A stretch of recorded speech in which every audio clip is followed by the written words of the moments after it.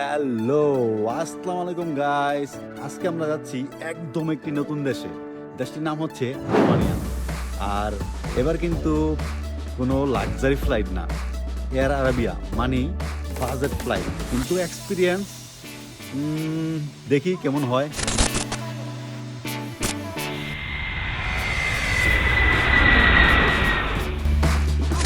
তো guys, boarding হয়ে গেল। আমাদের ব্যাগ ছিল 20 কেজি এলাও, তো 20 কেজির থেকে কমই ছিল আমাদের, তো আমাদের সমস্যা হয় নাই তেমন। তো যাদের 20 কেজি থেকে একটু বেশি হবে, তবে সেই ক্ষেত্রে আপনার পকেটটাও সবসময় খেয়াল রাখবেন। কখনো যদি এয়ার আরবিতে ট্রাভেল করেন, তাহলে আপনার চেক ইন ব্যাগেজ এবং যে হ্যান্ড ক্যারি ব্যাগেজ আছে সেগুলো যাতে পরিমাণের চাইতে বেশি না হয়। যদি পরিমাণের চাইতে বেশি হয়, তাহলে ওনারা যেই প্রাইসটা চার্জ করে অনেকটাই হাই হয়ে থাকে। তো সবসময় খেয়াল রাখবেন, কম হোক সমস্যা নাই, বেশি যাতে না হয়। হচ্ছে ইমিগ্রেশন পার হয়ে ভিতর সাইডে আছি। তো এখন আমাদের হাতে অনেক টাইম আছে, তো একটু ঘোরাঘুরি করছি, দেখতেছি আশপাশটা, এয়ারপোর্টটা কিরকম দেখতেছি আর কি।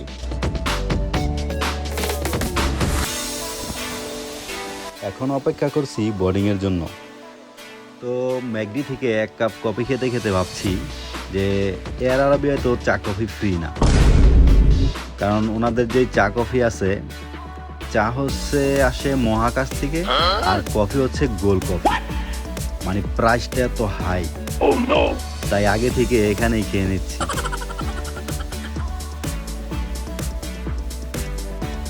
ওকে, কফি খাওয়ার পরের কাজ হচ্ছে বোর্ডিং গেটটা খুঁজে বের করা। তো লেটস ফাইন্ড ইট।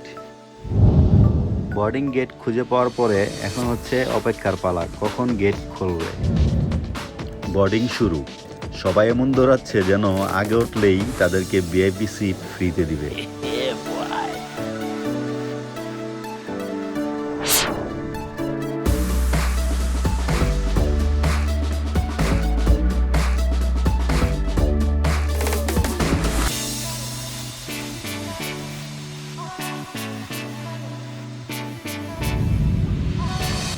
অবশেষে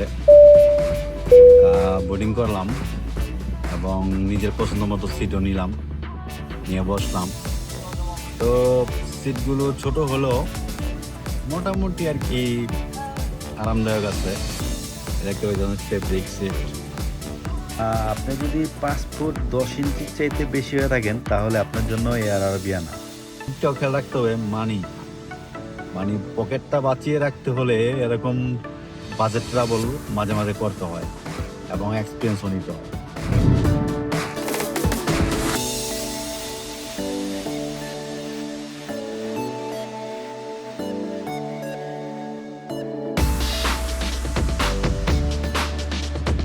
আকাশে উঠতেই বুঝে গেলাম এয়ার আরাবিয়ার পাইলট ভাই একদম স্মুথ ড্রাইভার, কোনো ঝাঁকুনি ছাড়াই হালকা উড়াল ফিল। তো গাইস, আমরা অনেকে জানি যে এয়ার আরাবিয়াতে খাবার কিনে খেতে হয়, বা টিকিট যে সময় অনলাইনে বুকিং করে তখন অর্ডার করা যায়। তো আমরা আগে থেকেই অর্ডার করে রাখছিলাম চানা মশলা পরাটা। তো এই হচ্ছে আমাদের অর্ডার। তো তার সাথে ছোট্ট একটা পানি দিচ্ছে, দেখতে পেতেছেন এই পানি, কারণ এখানে পানিটা পর্যন্ত কিনে খেতে হয়। তো দেখি এটার ভিতরে কিরকম চানা মশলা পরোটা দেওয়া আছে। Let's open it. তো এই হচ্ছে চানা মশলা পরোটা। তো ট্রাই করে দেখি কিরকম লাগে। Let's try.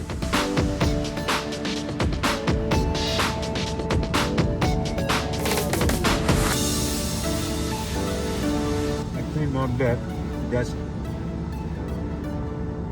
কিছু করার নাই। খাওয়ার পরে বাহির দিকে তাকিয়ে দেখি অ্যামেজিং ভিউ। যখনই আরমানিয়ার আকাশে প্লেনটি প্রবেশ করে, তখন দেখা যায় এরকম সুন্দর একটা ভিউ। তো ওইটা দেখা যাচ্ছে 7 লেক, সেখানে আমরা যাব। প্রায় 3 ঘন্টা উড়ে আমরা পৌঁছে গেলাম আরমানিয়ার সুন্দর রাজধানী ইয়েরেভানে। এয়ার আরাবিয়া বলল ধন্যবাদ আমাদের সাথে ওড়ার জন্য। আমি বললাম ভাই, বাজেটে এরকম উড়াল দিলে আবার আসবো। এ হচ্ছে আরমানিয়ান ইমিগ্রেশন আছি। আর এটা হচ্ছে আরমানিয়ার এয়ারপোর্ট যে আছে, বাইরের ভিউটা। তো এয়ারপোর্টটা আহামরি অত বড় না, অনেক ছোট্ট একটা এয়ারপোর্ট। তো এই হচ্ছে তার দৃশ্য, বাইরের অংশটা। তো গাইস, এরেবান নামার সাথে সাথে ঠান্ডা হাওয়া আর এখানকার যে ঠান্ডা পাহাড়ি ওয়েদার একদম সিনেমা সেটের মতো। তো এখানকার মানুষজন খুবই ফ্রেন্ডলি, কিন্তু ইংলিশটা একটু কম বোঝে আর কি।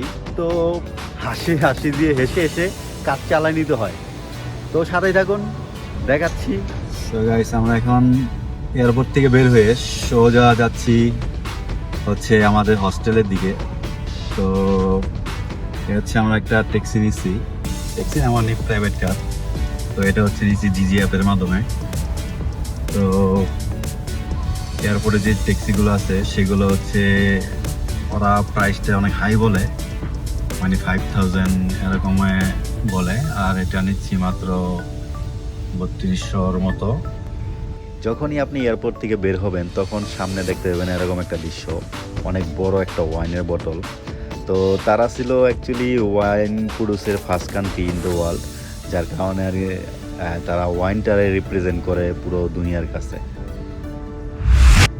ভিডিওটি পছন্দ হলে অবশ্যই লাইক করবেন এবং সাবস্ক্রাইব করতে বলবেন না, কারণ সামনে আসতেছে ইয়ারবান সিটি ট্যুর এবং আর্মেনিয়ার বুকে যে লিটল সুইজারল্যান্ড আছে সেই সুইজারল্যান্ড নিয়ে ভিডিও আসতেছে, এবং তার সাথে থাকবে আর্মেনিয়ার ফেমাস প্লেসগুলো ভিজিট করার অভিজ্ঞতা আর কেমন এক্সপিরিয়েন্স হয় তা পুরো শেয়ার করবো আপনাদের সাথে। সো পাশেই থাকবেন, স্টে হ্যাপি, স্টে ট্রেন।